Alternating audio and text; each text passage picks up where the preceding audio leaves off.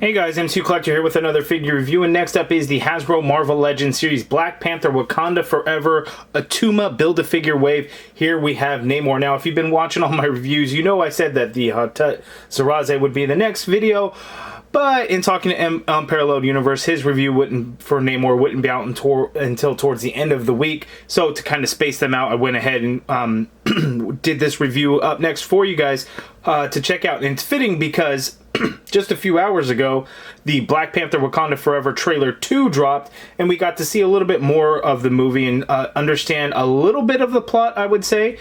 We got our first look at Ironheart in the suit. Not a very good look, but a look. So really exciting to kind of take a look. So let's look at the package. Okay, so looking at the box, we get the Black Panther Wakanda Forever movie logo there in the front. We get a 3D render of the figure there, the artwork of Tenek. Is it Tenek Huerta? I think is the actor's name. But anyway, we've seen this image of Namor floating around for a long time. That is on the side. Here we have the Attuma Build-A-Figure. We are at number 1. He comes with the left arm for Attuma. And then after this guy, we'll probably take a look at the Hatut Zaraze, and then we'll take a look at Everett Ross. There at the back of the package, we see the accessories. Comes with the spear, fists, and the arm piece for Attuma. But not a whole lot going on with the box. Let's get rid of that. Let's take a look at the accessories. So he comes with the left arm for Attuma, and check out the bones and stuff there. Looking really cool. Throw that off to the side. He comes with not a pair of fists, but he has a single fist for his left, and then the holding hand for his right hand, the grippy, which will then hold the spear. And the spear looks pretty cool. So no trident or anything with him. I truly think they wanted to differentiate Namor from Aquaman and kind of what they were doing, the whole Atlantis thing. I think that's the reason why they're not doing Atlantis in Wakanda Forever, which is unfortunate, and they're doing the whole Aztec theme, and just a spear instead of a trident. But I think the spear looks really cool. We get this like crazy looking metallic turquoise aqua green type thing, and it just looks pretty nice. We get a solid green color painted here. Otherwise, the staff is all just done in a goldish plastic, molded plastic. Sculpted details look pretty good. I think this came out great. And then we have Namor. Let's take a look. So Namor looks quite different from his comic counterpart. So here, taking a look at the comic figure, that is a bit different. They went with a different look, but I really like it. It's interesting. It's not just kind of plain, I guess, because you know Namor, I mean it's classic and stuff, but there's not a whole lot going on. But here we get some nice jewelry and things like that, which I think helps the character design for the movie. I really like it. It's got the earrings there, the nose ring, the face print for the eyes, the eyebrows, and the beard looks really nice. He does have pointed ears, as you can see, so that is good. This collar piece is a floating piece. I'll take that off a little bit later so we can see how that looks.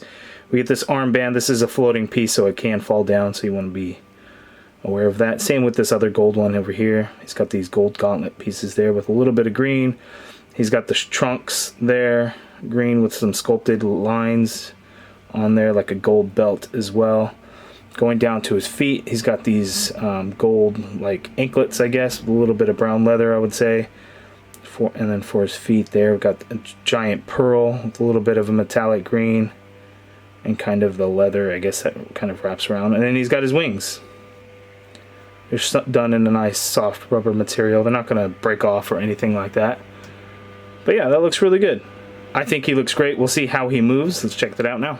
Okay, so the articulation for Namor, let's take a look at what we got here. The head, I feel, sits pretty low on the neck, which hinders some of the hinge that he's got. So we can look down that much, which I do think is enough. It just feels like it's pretty limited in how you do it. Maybe it's just super stiff. Looking up, he could look up pretty well, so if you want to get him into some swimming poses, you are able to do that. He doesn't really have any pivot going on in there, but full rotation at that neck. Of course, the shoulder goes out and up quite a bit, as you can see there. Full rotation in there. Upper bicep swivel. We get a double jointed elbow, which is pinless, by the way. It's kind of an ugly elbow joint from the side, the way it's sculpted. Yeah, it's kind of funky there, but a solid bend at the elbow. Wrists all swivel, and they have the horizontal hinge on all the different hands. This armband keeps coming down. That's going to drive me crazy. I know a few folks are probably going to glue those down. We have a diaphragm joint, so he can move and pivot to his left that much. He can pivot to his right that much. Is not a whole lot. Going back, not really a whole lot. Coming forward, not really a whole lot. You do get a swivel at that diaphragm joint because there is no waist swivel on this guy. Legs go out that far apart. He can kick forward that much, which is solid. Goes back a little bit. Upper thigh cut in there. Double jointed knee, which is solid, as you can see there. No calf swivel or boot swivel or anything. Foot hinges all the way down. A little bit of hinge up. Ankle pivot. Peg holes at the bottom of the feet. So decent articulation, but pretty limited. I was hoping with this diaphragm cut they would have got him to where he can actually have a fair amount of motion, range of motion. Unfortunately, they did not. The way these hips are, at first I thought there would be drop down hips, but they are not. Okay, so one thing I want to do is I want to pop this head off. I want to see how long, yeah, that neck is super long. So when you remove that collar piece, the neck is super long. So not something where you're going to want that removed. So to leave it on, then it really like covers it up, but you could still see like his shoulders are so low compared to where his head is, and that kind of sucks. I wish they would have had the neck not be so long. Okay, so here we have the movie MCU Namor versus the comic Namor the Submariner. I don't think they're going to do any Submariner subtitle with the MCU version, but funny enough, this figure was from the first Black Panther wave. And then here now with the Black Panther Wakanda Forever wave, we have the MCU version of Namor, and you could see some inspiration from the comic design, like the green trunks and the gold and stuff like that.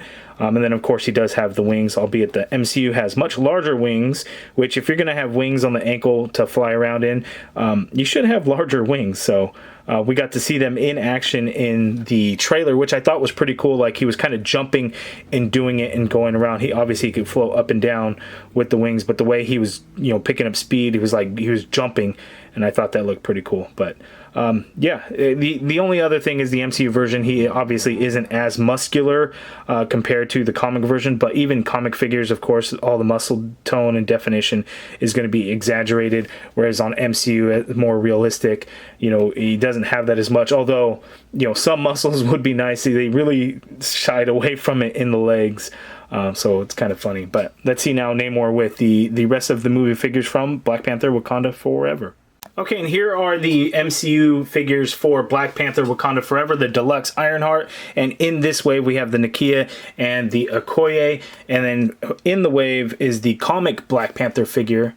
So that rounds out the wave. So far, we still have the Everett Ross figure to take a look at and the Hata Zraze comic figure that we'll be looking at. But I'm liking the MCU figures. Okoye and Nakia. Okoye that's an awesome figure. It's basically very similar to the first movie.